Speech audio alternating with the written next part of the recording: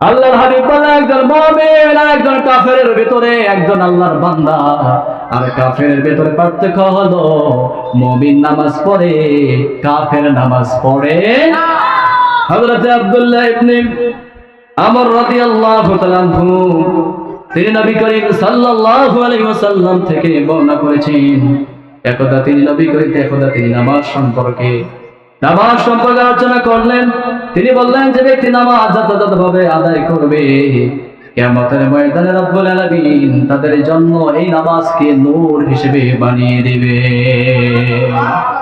তার মানে আজকে দুনিয়াতে যারা নামাজ পড়বে কিয়ামতের ময়দানে নূর হিসেবে বানিয়ে দিবেন তিনি কে? এরপর আল্লাহর হাবিব বলেন যারা ঠিকমতো নামাজ আদায় করবে কিয়ামতের ময়দানে নামাজ তার জন্য দলিল হবে। সুবহানাল্লাহ পড়েন।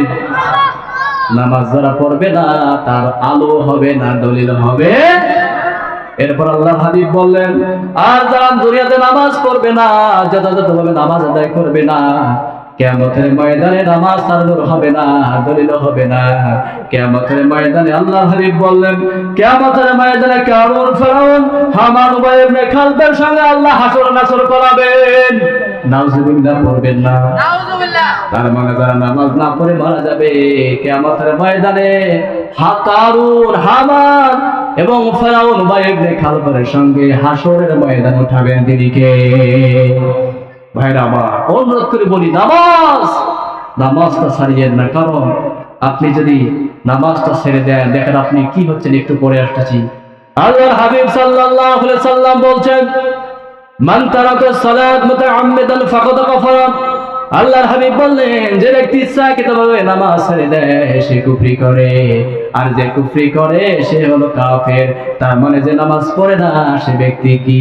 কাফের। এই জোরে বলেন। খারাপ লাগতেছে আজকে এই কথাগুলো শোনার পর। আপনি যদি নামাজি না হন আপনি মুমিনের কাতারে পড়বেন। কোন দলে যেতে হবে?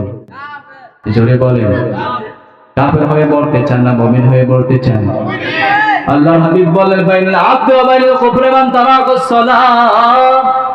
আল্লাহর হাবিব বলেন একজন মুমিন আর একজন কাফেরের ভিতরে একজন আল্লাহর বান্দা আর কাফেরের ভিতরে পার্থক্য হলো মুমিন নামাজ পড়ে, কাফের নামাজ পড়ে না।